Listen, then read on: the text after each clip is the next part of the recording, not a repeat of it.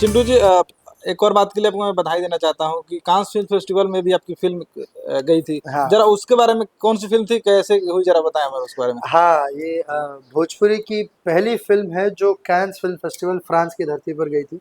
और फिल्म का नाम है अग्नि साक्षी, जिसके निर्माता, निर्देशक और म्यूजिक डायरेक्टर हैं श्री राजकुमार आर पांडे जी। और उनकी जब भी, जैसा कि हमेशा से ये हर कोई बोलता है कि उनकी जब भी कोई भी फिल्म आती है तो नई कहानी, नई सोच के साथ आती है, नए प्लेटफॉर्म के साथ। और उनकी फिल्म की भव्यता इतनी कमाल की होती है कि जो भी लोग देखता है उन्हें लगता ही नहीं कि एक भोजपुरी फिल्म है और ये सीमित बजट में बनाई गई है।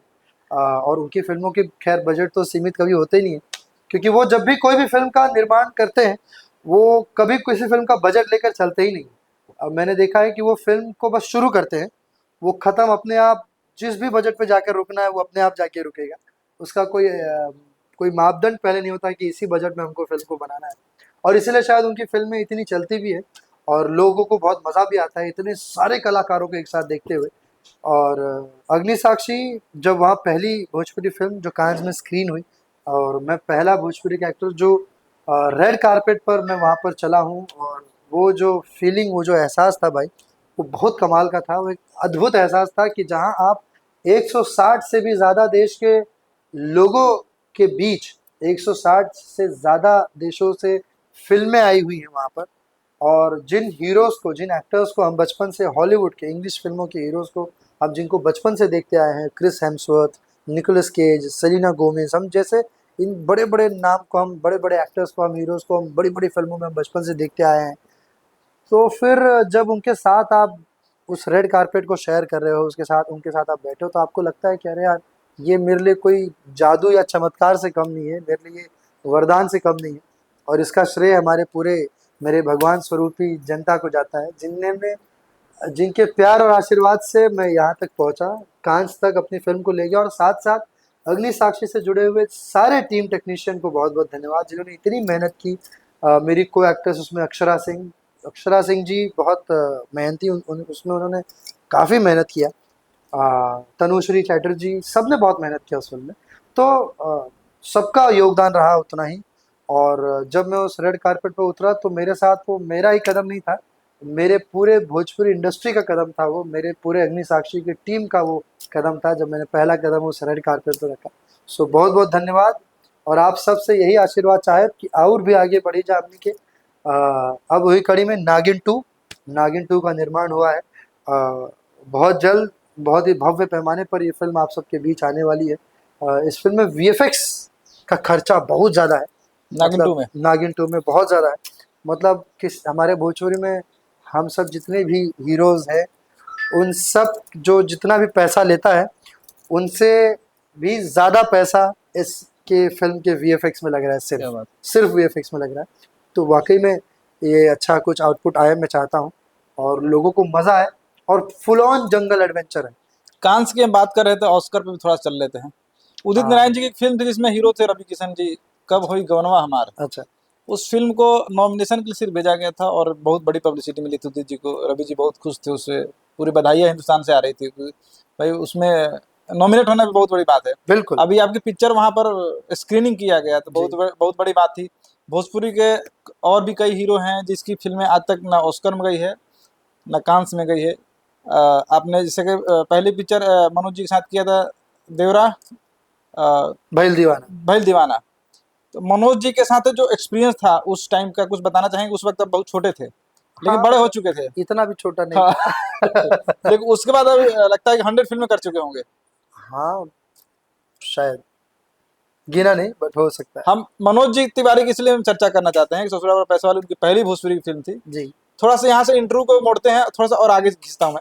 जी। तो मनोज जी के साथ एक्सपीरियंस कैसा था आपका? बहुत अच्छा था। अब मैं सच बताऊं, मनोज तिवारी जी अ, जितने कुशल वो गायक रहे हैं, जितने कुशल वो अभिनेता रहे हैं, उतने ही कुशल वो व्यक्ति भी हैं। और अब वो सांसद भी हैं हमारे। अ, हमारे गर्व हैं वो, हमारे भोजपुरी के प्राइड हैं वो एक। हमेशा कंट्रोवर्सी में भी रहते हैं। हाँ, तो अब चूंकि देखिए, जो अच्छा करना चाहता है उसके साथ कोई ना कोई लोग तो ऐसे लोग जोड़ते हैं उन्हें विफल करने के लिए। उनको नाम खराब करने का लोग कोशिश तो करते ही हैं, लेकिन हमारे मनोज तिवारी जी उसी दृढ़ता के साथ वो एकदम अड़े हुए हैं कि नहीं, मुझे मेरे जनता के सेवा में तत्पर रहना है, लोगों को जो मुझसे हो सके वो बढ़िया से बढ़िया हो। और फिल्म के एक्सपीरियंस की बात करूँ तो देवरा भैल दीवाना में कमाल का एक्सपीरियंस रहा उनके साथ। मुझे लगता है कि मैंने जितने लोगों के साथ काम किया उनमें one of the best experience मेरा मनोज जी के साथ रहा, और उनसे बहुत कुछ सीखने को मिला। और वो इतने सरल भी हैं, वो जितने सरल, जितने बड़े स्टार वो हैं उतने ही वो सरल भी हैं, उतने ही वो डाउन टू अर्थ भी हैं। मैं उनके जब आवास पर भी गया हूँ, घर पर भी गया हूँ दिल्ली, तो वो अपने परिवार की तरह ही वो प्यार देते हैं। मतलब वो बिठाकर साथ में जो उनका जो एक आदर जो एक होता है, मतलब मैं तो उनसे बहुत छोटा हूँ, लेकिन फिर भी जो वो आदर सम्मान देते हैं, जो प्रेम देते हैं, वो बहुत दिल को छू जाता है। और कमाल के व्यक्ति। आप जब अभिनय करते थे, वो व्यक्ति, वो एक्टर, वो आपका बड़ा भाई आज हिंदुस्तान का बहुत बड़ा नेता हो गया है, बिल्कुल। वो भी बीजेपी पार्टी में है, जी। जो हमारे देश के प्रधानमंत्री नरेंद्र मोदी जी के साथ घूमते हैं, बिल्कुल। दिखाई देते हैं। कुछ उनसे कहना चाहते हैं भोजपुरी सिनेमा पे कुछ ध्यान दिया जाए? नहीं, बिल्कुल हम सब ने बोला है, लेकिन हाँ। देखिए जैसे लोगों को ये लगता है आप कि बंद कमरे में बोले होंगे, मुझे मालूम है, हाँ, लेकिन हम चाहते हैं मीडिया के सामने मनोज तिवारी से कुछ आप ऐसा कुछ बात बोले जिससे कि हमारे भोजपुरी इंडस्ट्री को मोदी जी थोड़ा ध्यान दे। बिल्कुल आप सही बोल रहे हैं। हाँ। देखिए मैं आपको एक उसकी बैक ऑफ द स्क्रीन की मैं आपको बात बताऊं। जैसे लोगों को ये मानसिकता या लोगों को लगता है कि मनोज तिवारी जा रहे हो तो भोजपुरी से बताइए निकल के गए, रवि किशन जी गए, दिनेश लाल यादव निरहुआ जी भी संसद भवन में गए, लेकिन इन लोगों ने कुछ नहीं किया, भोजपुरी के लिए कुछ नहीं बोला। ऐसा नहीं है। सबने अपने अपने लेवल पर जितना उनके हक में, जितना उनके अधिकार में रहा, उन्होंने पूर्ण रूप से कोशिश किया कि कुछ हो। लेकिन जिसके हाथ में वो डिसीजन है वो लोग अलग हैं, वो इनके हाथ में वो पावर नहीं है कि वो किसी एक सिनेमा इंडस्ट्री के लिए वो कुछ कर पाए। उनका अपना जोन, उनका अपना एरिया अलग है, तो इसलिए उनको मौका नहीं, उनको वो चीज़ नहीं मिल पाता है कि वो जहाँ वो ये भोजपुरी सिनेमा के लिए कुछ कर पाए। सिनेमा के संबंधित जितने भी लोग हैं उनसे हम सभी लोग ये अपील कर रहे हैं, और पूरी भोजपुरी इंडस्ट्री अपील करती है कि आप ज़रूर भोजपुरी सिनेमा पर विशेष रूप से ध्यान दें, क्योंकि अब वाकई में बहुत ज़रूरत है आपके साथ ही और इस बदलाव की, ताकि एक खूबसूरत बदलाव हो, कुछ बड़ा बदलाव हो। भोजपुरी सिनेमा मल्टीप्लेक्सेस में कंपलसरी हो, कि ताकि हमारे एक जो वर्ग जो नहीं देख पा रहा है भोजपुरी सिनेमा को, जस्ट एक जगह के कमी होने की वजह से, प्रॉपर जगह ना होने की वजह से, तो वो लोग जाकर ज़रूर आके देखें हमारी फिल्मों को। आप लोग वो मुहैया ज़रूर कराइए, सब्सिडीज दीजिए, कि ताकि प्रोड्यूसर्स जो है वो उसको रिस्क थोड़ा कम रहे। वो एक प्रॉपर अपना एक घर बेच के तो कोई समाज को सुधारने नहीं आएगा। तो मुझे लगता है कि उसके लिए गवर्नमेंट को थोड़ा सक्रिय होना पड़ेगा, क्योंकि गवर्नमेंट को इस इंडस्ट्री से बहुत कुछ मिला है। आज जो भोजपुरी भोजपुरी जो लोग जान रहे हैं वो सिर्फ सिनेमा का देन है, वो किसी उत्तर प्रदेश और बिहार सरकार की देन नहीं है। सरकार ने भोजपुरी भाषा के लिए कुछ नहीं किया है। वो मुझे तो लगता है कि वो भोजपुरी में भाषा आठवीं भाषण सूची में भी नहीं शामिल है। हाँ, 8वीं सूची में भी शामिल नहीं करा पाए। तो आपने क्या किया भाई, सरकार हो क्या, आपने भोजपुरी भाषा के लिए, आप बिहार के, अगर आप सरकार के, आप, मैं अगर नीतीश कुमार जी की भी बात करूं तो उन्होंने भोजपुरी भाषा के लिए क्या किया? राइट। मुझे कोई एक कार्य बता दें, कोई भी काम उन्होंने नहीं किया है। जबकि मेरा तहे दिल से मेरा उनके उनके लिए मोह रहता है कि भाई हमारे, ये उम्मीद भी रहता आज है कि भोजपुरी नीतीश जी, इंडस्ट्री की तरफ से करोड़ों का टैक्स जाता है बिहार सरकार को। हर साल जाता है, करोड़ों करोड़ों का टैक्स जाता है, और उनके कुछ डिसीजंस हैं जो मुझे लगता है कि बहुत गलत भी रहे हैं, और कुछ डिसीजंस उन्होंने लिया ही नहीं हमारे सिनेमा के प्रति, सिनेमा के कलाकारों के प्रति, सिनेमा के टेक्नीशियंस के प्रति। आज वही हमारे साउथ इंडस्ट्री में जाइए तो तेलुगु जो इंडस्ट्री है, तेलुगु इंडस्ट्री यानी कि जो आंध्र प्रदेश और अब तेलंगाना जो अलग हो गया, ये जो दो राज्य है, ये दोनों राज्य कितना सपोर्टिव है वहाँ के प्रोड्यूसर्स के लिए, वहाँ के टेक्नीशियंस के लिए, वहाँ के कलाकारों के लिए। उन्होंने ला के चेन्नई से सरकार ने बसाया है लोगों को वहाँ पर। उद्योग अच्छा लगा वहाँ पे। बिल्कुल, उन्होंने सब्सिडीज और पैसे अच्छे खासे खर्चा किया कि आप उन वहाँ के लोगों को, उद्योगपतियों को उन्होंने बोला कि आप लोग एक कदम आगे बढ़ाएं, हम 10 कदम, सरकार ने कहा कि हम 10 कदम आगे बढ़ाएंगे आपके लिए, क्योंकि उनको पता है कि सिनेमा से समाज, भाषा और वो संस्कृति ज़्यादा फैलता है। क्योंकि सिनेमा एक ऐसा माध्यम है जो देश विदेश में तुरंत चुटकी बजा के फैलता है।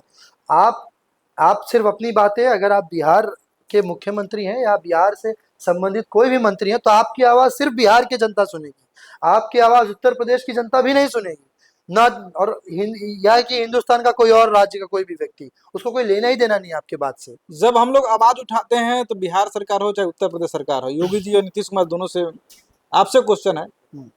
कि फिल्मों के जब हम बात करते हैं तो वो घोषणा पर घोषणा करते हैं, हाँ। लेकिन उसके ऊपर जब पहल करने की बात आती है तो वो नहीं कर पाते। इसका रीजन क्या होता है? सिर्फ पॉलिटिक्स?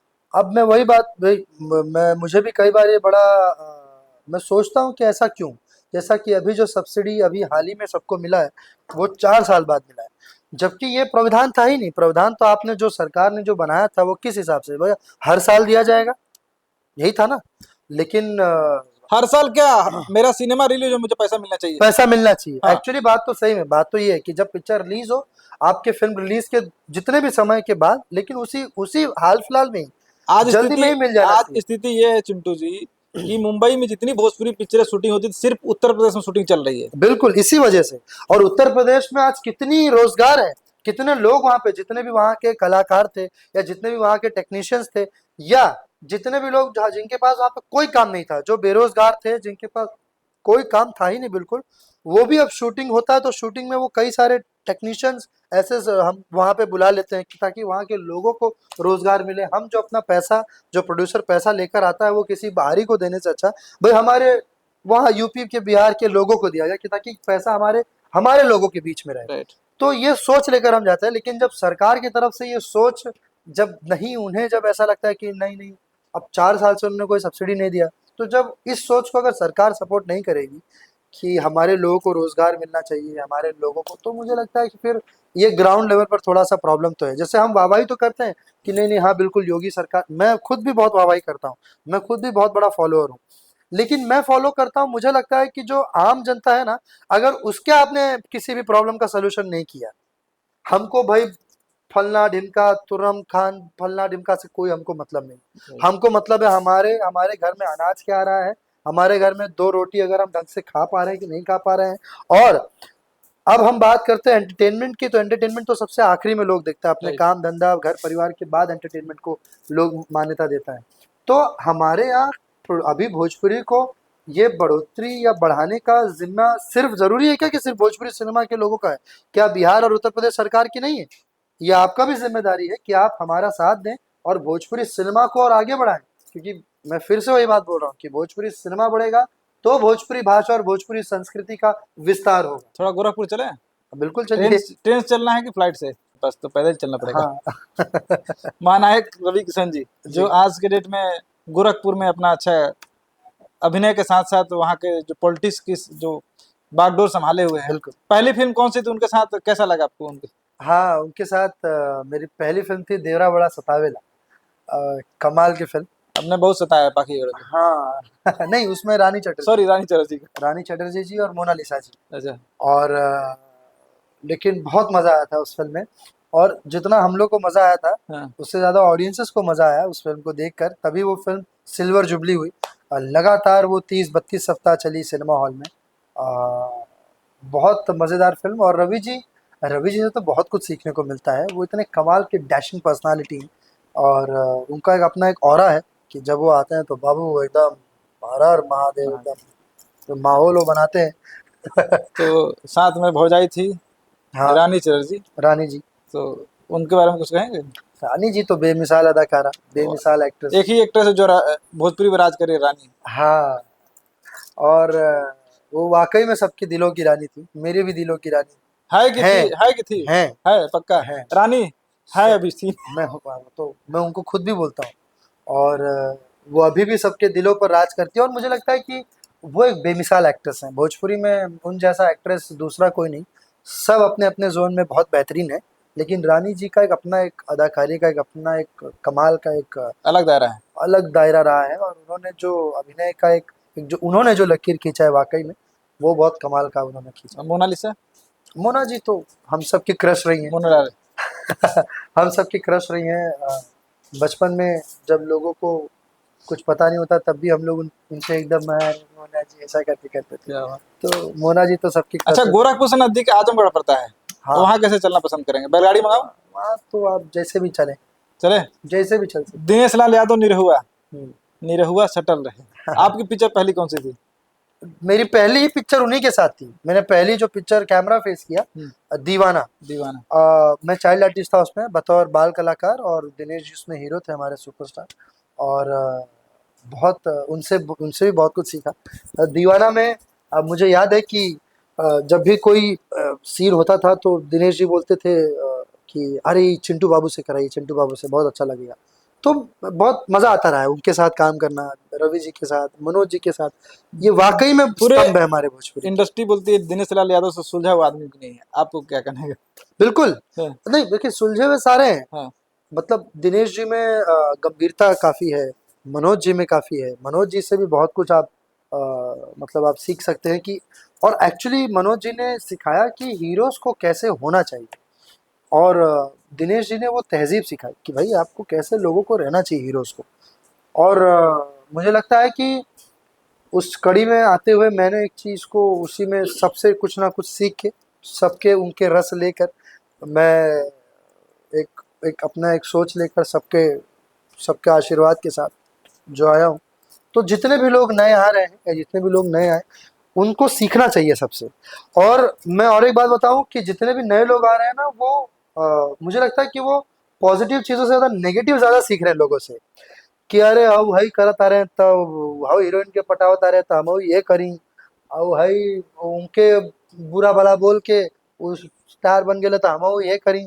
वो कंट्रोवर्सी में रह के वो फलना को गरिया दिए, तो हम भी यही करें। भाई ये सब मत करिए, ये आपको शोभा नहीं देता है, या ये किसी को शोभा नहीं देता है। आपका अपना एक व्यक्तित्व होना चाहिए, आपका अपना एक पहचान होना चाहिए। अपनी पहचान बनाए, दूसरों के पहचान, दूसरों के राह में चल के अपनी पहचान को मत गंवाएं। आजमगढ़ से एक नया रास्ता निकला है बलिया जाने के लिए, पूर्वांचल एक्सप्रेस से कभी गए हैं? बिल्कुल क्या। तो थोड़ा चले, आ रहा है पावर स्टार के यहाँ।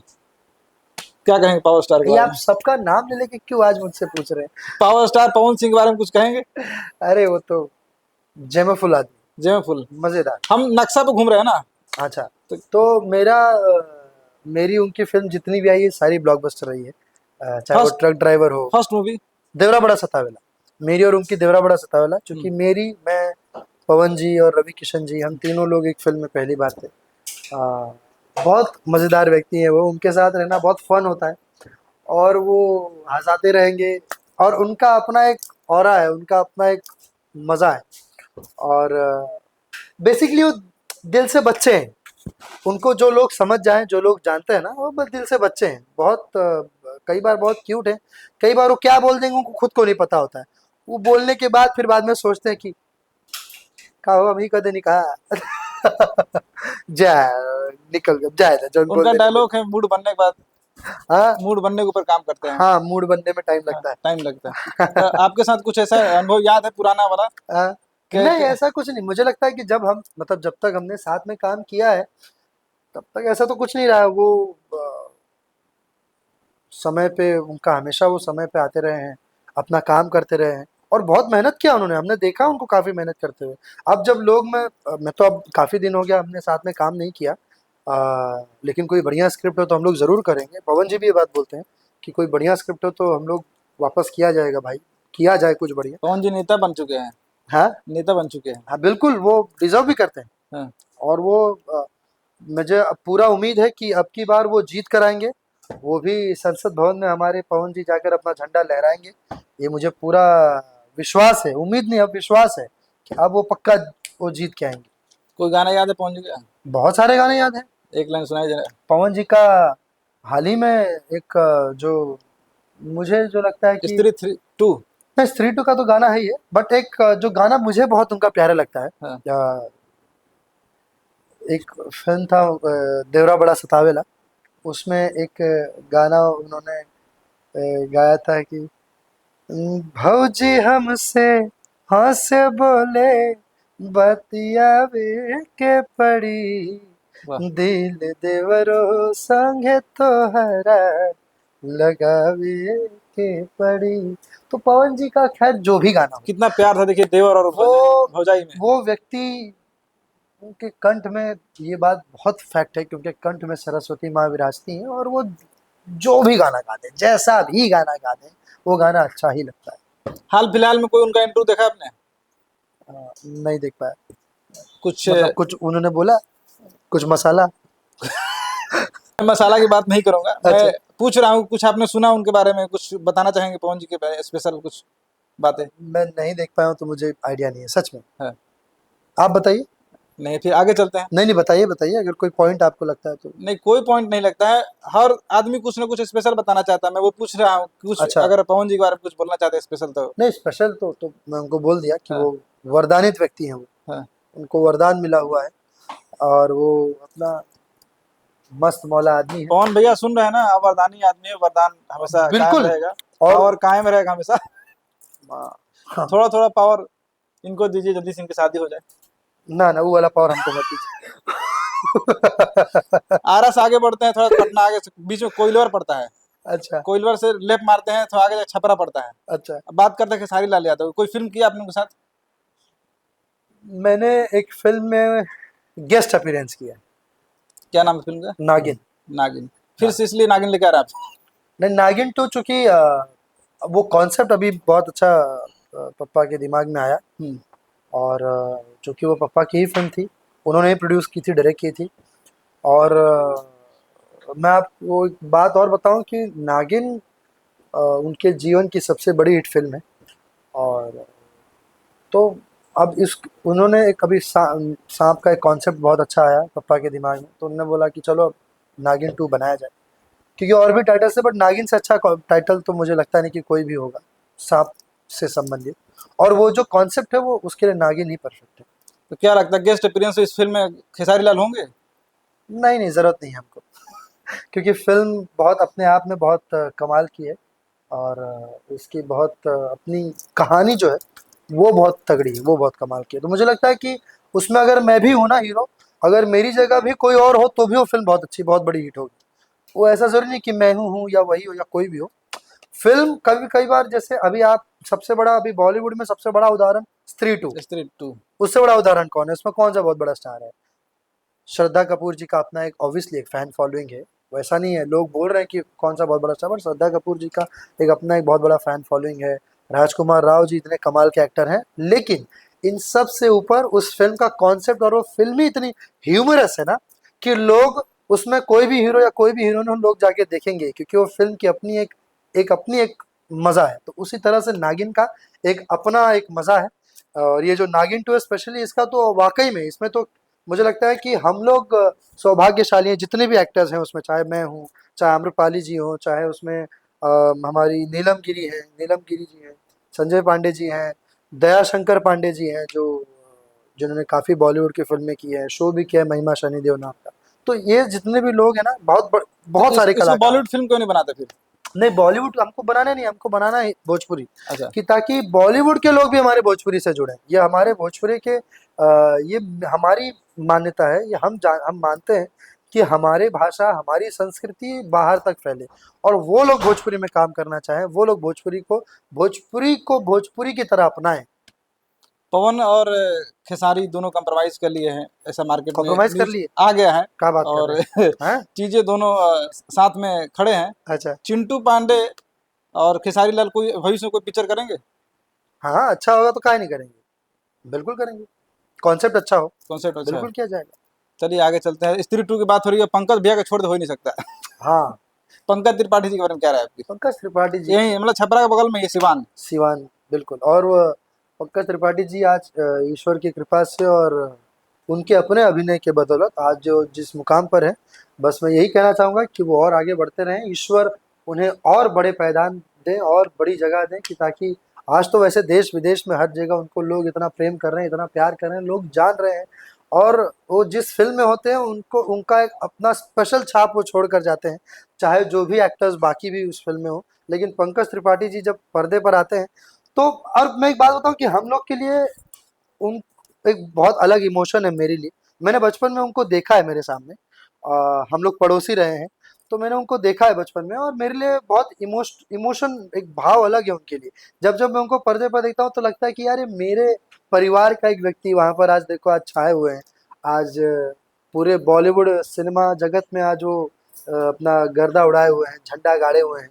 तो मतलब मजा स्त्री टू देखा, कहीं से भी एक परसेंट भी काटने लायक नहीं थे उनका। नहीं नहीं बिल्कुल नहीं, बल्कि मुझे तो लगता है कि और उनका बढ़ाना चाहिए था और रखना चाहिए था। मुझे तो बड़ा मजा आ रहा था उनको, मुझे ही नहीं, मेरे साथ साथ जितने भी लोग, मुझे लगता है आप भी या जितने लोग देख सुन रहे होंगे वो भी मेरी इस बात से वो वाकिफ होंगे कि उनका तो और बढ़ाना तो चाहिए क्या था। दोबारा फिल्म देखने चलना है साथ में? हाँ चलिए, बिल्कुल बिल्कुल चल सकते हैं थोड़ा चले बनारस, चलिए। भगवान के गोड़ लग लिया जाए। हाँ, हर हर महादेव। हर हर महादेव। यहाँ से हमारे अरविंद काफी आप दोनों की नजदीकियां है, काफी फिल्मों में आपके साथ में गाना गाए हैं, कुछ कहना चाहेंगे दोनों भाई के बारे में? दोनों भाई बहुत मेहनती हैं, बहुत प्यारे हैं, और जब भी हम लोग मिलते हैं तो वाकई में लगता है कि ऐसा लगता ही नहीं कि हम लोग अलग अलग घर से हैं, अलग अलग परिवार से हैं, लगता है कि एक ही परिवार से हैं। रितेश भाई का बीच में वो इवन पैर का प्रॉब्लम भी हो गया था, तो वो भी बड़ा दुखद था, लेकिन अब अपना भाई फिर से अपना शेर भाई दहाड़ रहा है, तो बहुत अच्छी बात है। और अभी रितेश पांडे भाई का भी गाना 1 बिलियन होने जा रहा है,